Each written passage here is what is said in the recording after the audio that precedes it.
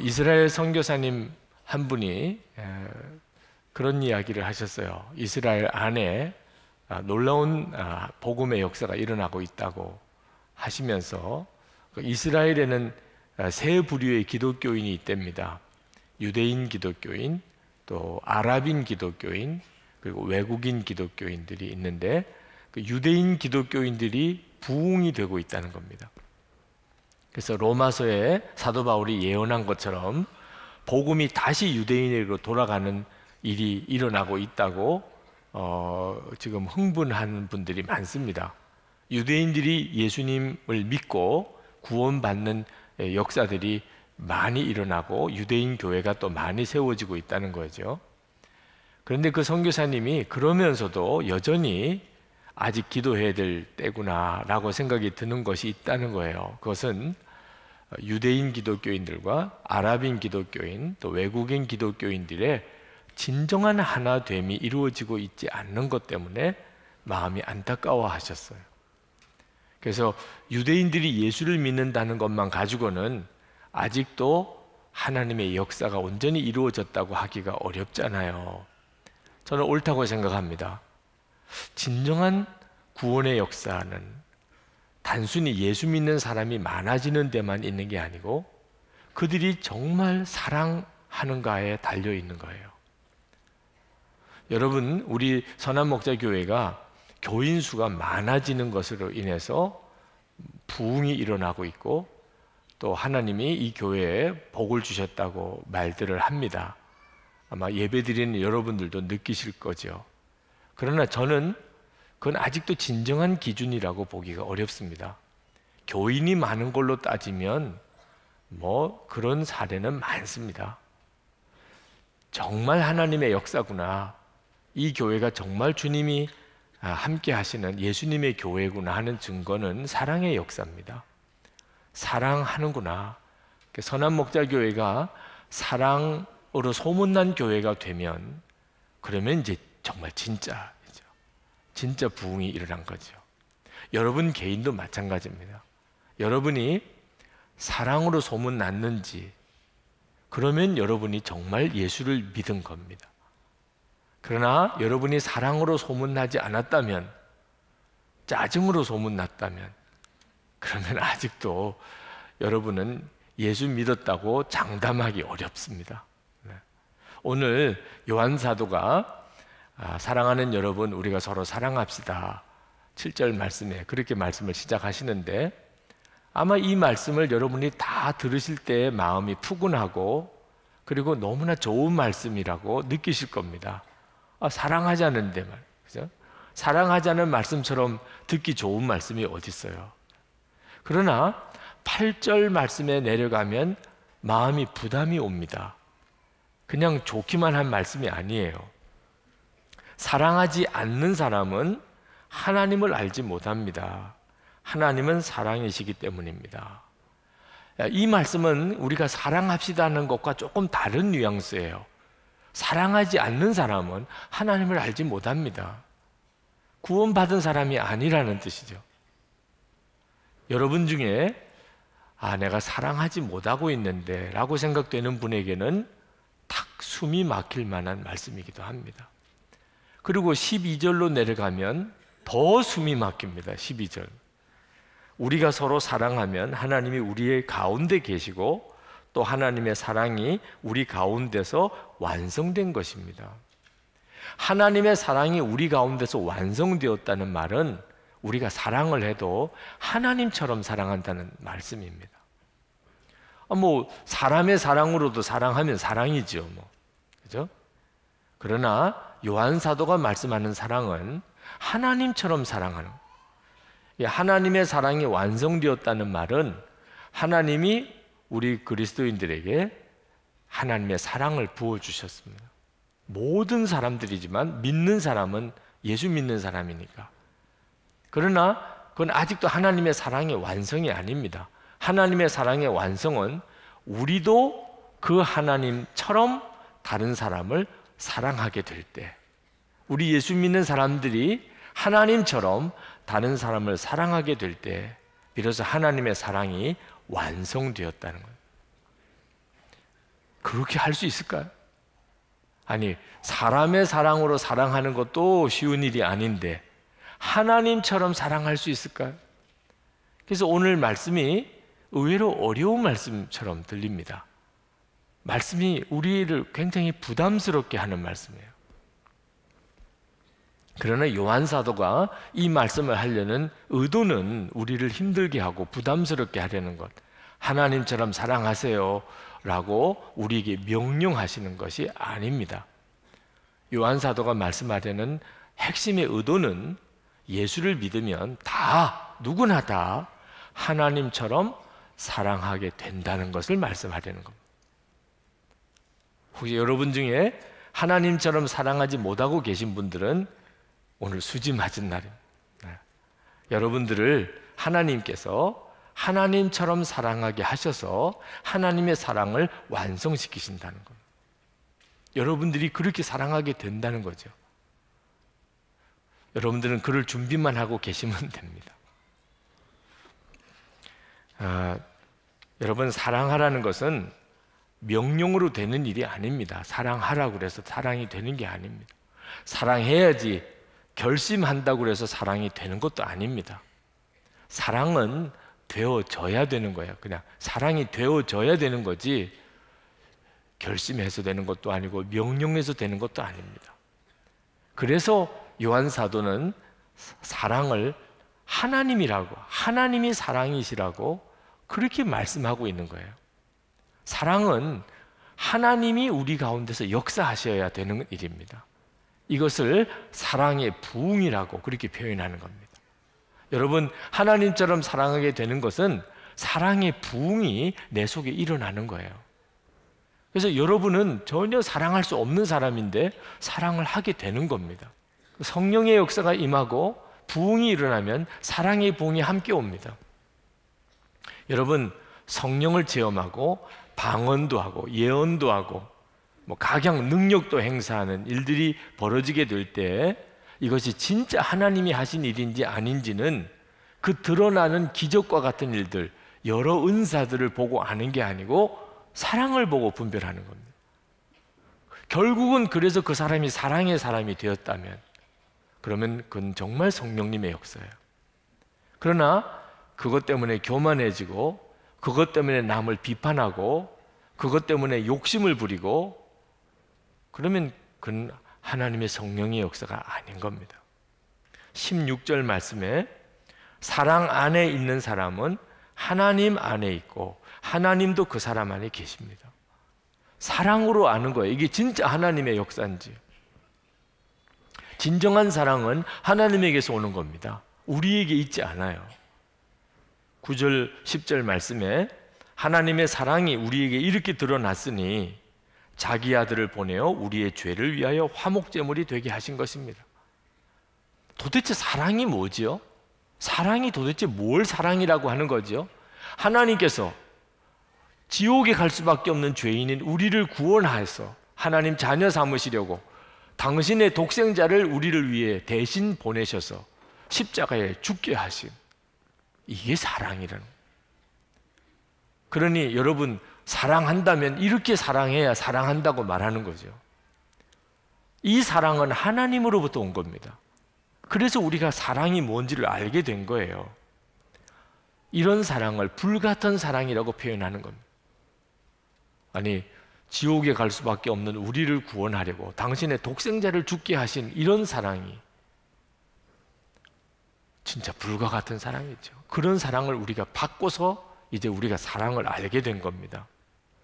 여러분 중에 이런 사랑을 하지 못하는 사람, 원수를 용서하고 오히려 사랑하는 이런 사랑을 나는 하지 못하고 있다고 생각하는 사람은 여러분 자신이 그런 불과 같은 사랑을 경험을 못하고 있기 때문입니다. 사람이 나빠서 그런 게 아닙니다. 본래 사람은 나쁜 거예요. 이기적이고 자기중심적이고 사람은 본래 그렇습니다. 여러분이 예수를 믿어도 이런 사랑을 못한다면 이유는 하나밖에 없습니다. 여러분 자신이 그런 사랑을 못 받은 거예요. 여러분이 그런 사랑을 경험을 못하니까 여러분도 그렇게 사랑을 못하는 거죠.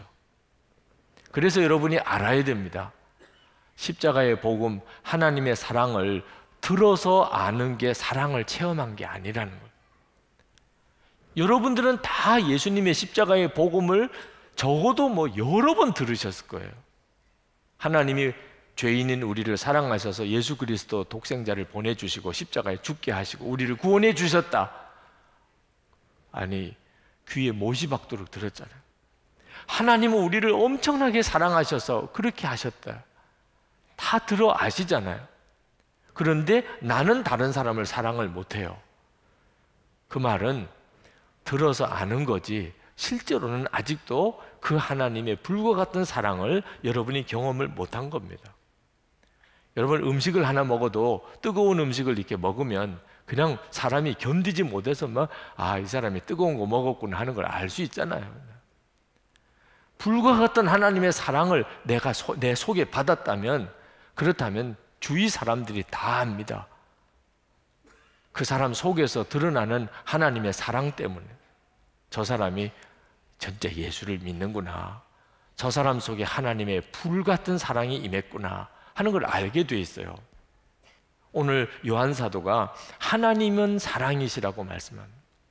이 하나님은 사랑이시라고 말씀하는 게 무슨 뜻이죠? 하나님은 사랑이시라는 말은 하나님이 우리를 사랑하실 때 우리가 사랑스럽게 해서 사랑하는 게 아니고 하나님 자신이 사랑이시니까 우리를 사랑하신다. 그러니까 우리가 어떤 사람이든지 상관없이 하나님은 우리를 사랑하신다. 그러니 지옥에 갈 수밖에 없는 우리들을 하나님이 사랑하셔서 독생자를 주신 거예요. 왜? 하나님이 사랑이시니까. 그런데 우리는 살기를 늘 사랑받을 만하니까 사랑하고 사랑스러우니까 사랑하고 그렇게 살았기 때문에 하나님이 나를 사랑하신다는 게 좀처럼 안 믿어지는 거예요. 안 받아들여지는 거예요. 하나님이 사랑을 안 하신 게 아닙니다. 내가 안 받아들여지는 거예요. 사랑스럽다고 느끼지를 않으니까 자신이. 여러분, 아무리 말씀을 많이 읽어도 안 믿으면 소용이 없어요. 들어서 아는 게 믿는 게 아니라니까요. 여러분, 하나님의 사랑을 그렇게 받으면서도 왜 나는 하나님의 사랑의 불을 경험하지 못할까? 여러분이 진짜 말씀을 믿는지를 돌아봐야 됩니다. 십자가 복음을 그렇게 수없이 들어도 여러분이 정말 마음으로 안 받아들이면 그것은 여러분에게는 아무런 능력이 안 됩니다. 십자가 복음 안에 하나님의 사랑의 메시지가 담겨져 있어요. 그것으로 사실은 충분합니다. 그런데 하나님이 우리가 좀처럼 안 믿으니까, 십자가의 복음을 듣고도 안 믿으니까 우리에게 믿도록 더 놀라운 역사를 행해 주셨어요. 그것은 사랑의 하나님, 그분이 우리 속에 들어오신 거예요. 우리 속에 사랑의 하나님이 우리 속에 그냥 들어와 버리신 겁니다. 우리를 위해서 십자가에 죽으셨을 뿐만 아니고 사랑의 불이신 그분이 우리 속에 들어오셨으니 어떻게 이제는 안 믿을 수가 있겠어요? 우리 속에 불이 들어와 버렸는데. 12절 13절 말씀, 지금까지 하나님을 본 사람은 없습니다. 그러나 우리가 서로 사랑하면 하나님이 우리 가운데 계시고 또 하나님의 사랑이 우리 가운데서 완성된 것입니다. 13절, 하나님이 우리에게 자기 영을 나누어 주셨습니다. 이것으로 우리가 하나님 안에 있고 또 하나님이 우리 안에 계시다는 것을 우리는 압니다. 여러분이 예수님을 주님이라고 고백하면 이미 하나님은 여러분 안에 들어오신 거예요. 하나님의 영이 우리 속에 들어오신 거예요. 하나님의 영이 우리 속에 들어와서 우리와 같이 계시니 우리가 하나님의 사랑을 알게 되는 거거든요. 하나님의 사랑을 누리게 되는 것이거든요. 우리 안에 오셔서 우리와 늘 같이 계시니까. 어느 형제가 어떤 자매를 좋아했는데 도무지 자매가 형제에게 마음을 안 여는 겁니다. 프로포즈를 해도 받아주지를 않아요. 상담을 했더니 10번째가 안 넘어가는 나무가 없다. 아, 그렇구나. 그래서 매일 사랑의 편지를 그 자매에게 써서 보냈습니다. 그런데도 자매가 마음을 안 열어요. 좌절이 왔다가 더 마음에 굳게 결심하고 이제는 하루에 3번씩 사랑의 편지를 아침, 점심, 저녁으로 써서 보냅니다. 그랬더니 결국은 그 자매가 감동을 받아서 결혼을 하게 됐는데 편지를 전달해 준 사람하고 결혼을 했어요. 여러분, 이 비밀을 이해하시겠습니까? 네, 매일 만나고 하루에 3번씩 만나요. 편지 전해주러 온 사람. 그러다가 눈이 맞은 거죠. 네. 여러분, 늘 만난다는 거, 이게 사랑에 있어서는 결정적인 겁니다. 하나님께서 내 안에 오셨어요. 그런데도 어떻게 하나님의 사랑, 불같은 하나님의 사랑을 경험하고 누리지 못하지요? 우리가 주님을 바라봄의 문제가 있기 때문에. 24시간 예수님을 바라보시라고 하는 것은 그 까닭입니다.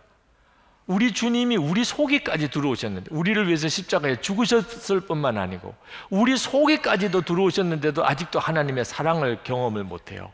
폭포수 같은 하나님의 사랑이 있으면 진짜 나에게 좀 느끼게 해줘봐요.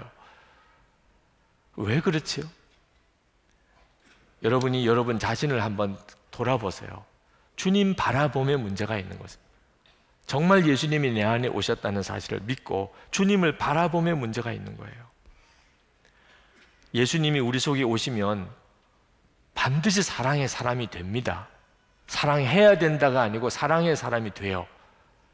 요한사도 자신이 증인이에요. 이 요한일서를 쓴 요한사도. 요한사도 복음서에 나오는 요한, 예수님의 제자 요한은 사랑의 사람이 아닙니다.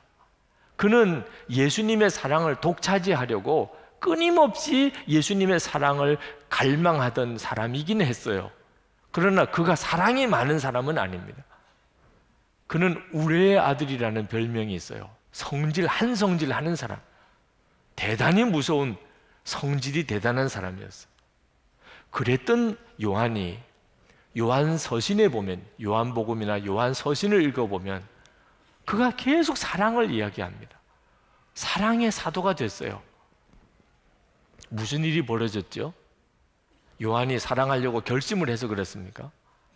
요한이 사랑의 훈련을 받았기 때문에 그렇습니까? 제자였을 때는, 예수님의 제자였을 때는 예수님이 요한 바깥에 있었어요. 예수님이 아무리 요한에게 사랑에 대한 말씀을 주셔도 요한은 안 변했습니다. 그런데 성령을 받고 예수님 그분이 요한에게 들어왔어요. 예수님은 이제 요한 안에 계세요. 그리고는 뒤집어진 거예요. 예수님이 사랑의 주님이시니 요한 사도도 사랑의 사도가 된 겁니다. 예수님께서 여러분 안에 계시다는 것은 엄청난 일이에요. 여러분의 삶을 완전히 뒤집어 놓는 분이십니다. 여러분, 사랑은 하나님이 우리에게 주시는 선물이에요. 예수를 믿으면 사랑하며 살게 되는 겁니다. 그러니까 여러분이 만약에 사랑이 없다면 이건 회개할 제목이 아니고 기도해야 될 제목이에요. 하나님, 저에게 사랑을 주세요. 제가 어디 멀리 여행을 갔다가 집에 오면 저희 딸들이 선물을 가져왔나 하고 기다려요. 그래서 제가 선물을 안 꺼내 놓으면 이제 가방을 뒤집니다. 뭐 잊어버리고 이야기를 안 하시나, 그래서 무슨 선물 사왔나 이렇게 뒤져요. 여러분, 딸이 아빠가 어디 멀리 여행을 갔다가 왔는데 선물이 안 가져왔어요. 그러면 회개합니까? 주여 용서해 주옵소서 이렇게 합니까? 아니면 선물 혹시 없으세요? 이렇게 물어봅니까? 선물은 구하는 거지 선물이 없다고 회개할 문제가 아닙니다. 그러니 여러분, 지금 현재 여러분에게 사랑이 없다면 그것은 여러분이 회개할 제목이 아니고 구해야 될 제목이라는 사실을 분명하게 아셔야 돼요.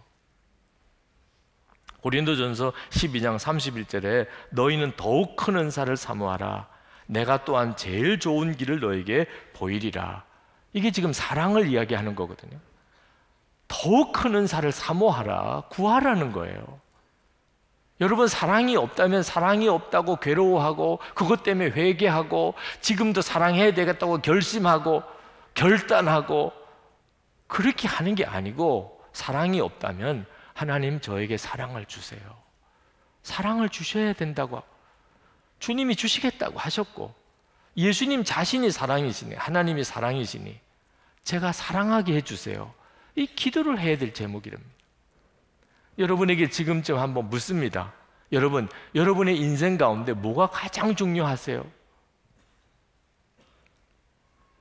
고민이 되시는 분들은 참 답답합니다. 돈인가? 건강인가?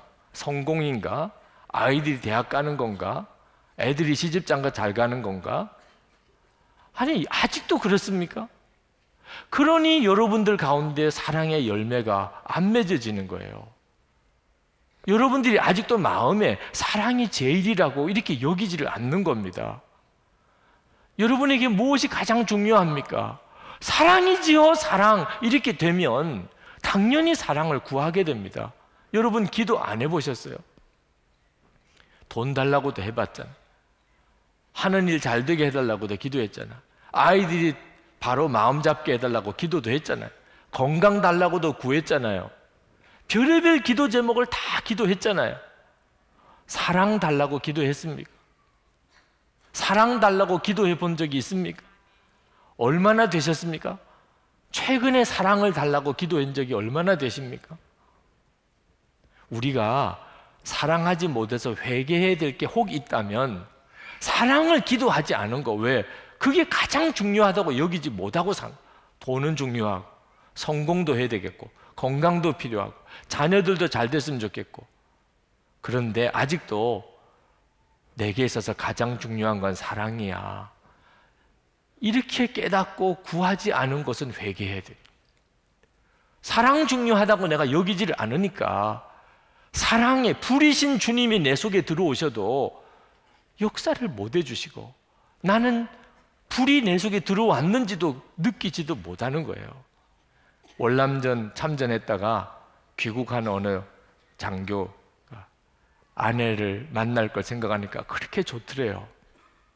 부산항에서 만나기로 약속을 하고 배를 타고 이제 부산항에 들어가는데 아내 만날 생각을 하니까 가슴이 설레고, 그런데 부산항에 가까워지면서 난감해졌어요. 얼마나 많은 사람들이 항구에 나와서 기다리는지, 저 중에서 어떻게 아내를 찾을까? 아내와 약속을 했는데 손수건을 흔들기로 했거든. 그런데 다 흔들어, 다 손수건을. 그러니 이 많은 사람 중에 다 손수건 흔들고 있는데 아내를 어떻게 만나나. 그런데 배가 항구에 가까워 다가오는데 그 많은 사람들 중에 아내가 보이더라는 거예요. 아내가, 손수건 흔들고 있는 아내가 보이더래요. 사랑하는 사람은 그렇게 되는 거예요. 오늘 하나님께서도 여기 2,000명 가까운 여러분들을 보시겠죠. 하나님의 눈에는 아마 어떤 사람이 유난히 뜨일 거예요. 누굴까요? 사랑의 통로가 되는 사람, 정말 하나님의 사랑을 완성시키는 사람, 하나님의 불같은 사랑을 받고 그 하나님처럼 사랑하는 사람, 이 사람이야 진짜 주님의 눈에 뜨이는 사람이죠. 어느 자매를 만났는데 갑자기 주님이 제 마음에 내가 가장 기뻐하는 사람이라는 거예요. 근데 너무 충격을 받은 것이 그 자매의 외양이나 형편은 주님이 그렇게 기뻐할 만한 그런 사람이라고 느껴지지가 않은 겁니다. 교인들 중에도 아마 다 그럴 거예요. 지금 현재 우리 교회에 나오시는 분이에요. 제가 그 자매의 이야기를 들었습니다. 하도 궁금해서. 그랬더니 그 자매가 쭉 이야기를 해요. 제가 그 자매를 왜 하나님이 기뻐하신다고 하셨는지를 알겠더라고요. 그 자매는 굉장히 어려운 형편에 있어요. 굉장히 어렵게 태어났어요. 그런데 그것 때문에 그 자매 안에 얼마나 어려운 이들을 향한 긍휼함이 많은지를 깜짝 놀랐어요. 그 어려운 사람들을 향한 눈물이 그렇게 많아요. 하나님이 왜 이 자매를 그렇게 기쁘다고 하셨는지. 여러분, 하나님의 눈을 여러분이 붙잡는 비결은 간단합니다. 그 하나님의 사랑을 흘려보내는 통로가 되는 거예요. 여러분이 하나님의 사랑, 그것을 여러분이 흘려보내는 통로로서만 쓰임 받는 겁니다. 이 시간에 우리 기도합시다. 하나님, 제가 정말 하나님의 사랑을 누리고 그 사랑의 통로가 되기 원합니다. 그저 오직 그것을 위해서 제가 살기 원합니다. 주님, 저를 들어 쓰시고 또 저를 통해 역사해 주옵소서. 제가 오직 주님만 바라봅니다. 우리 기도합시다. 은혜와 사랑이 충만하신 아버지 하나님,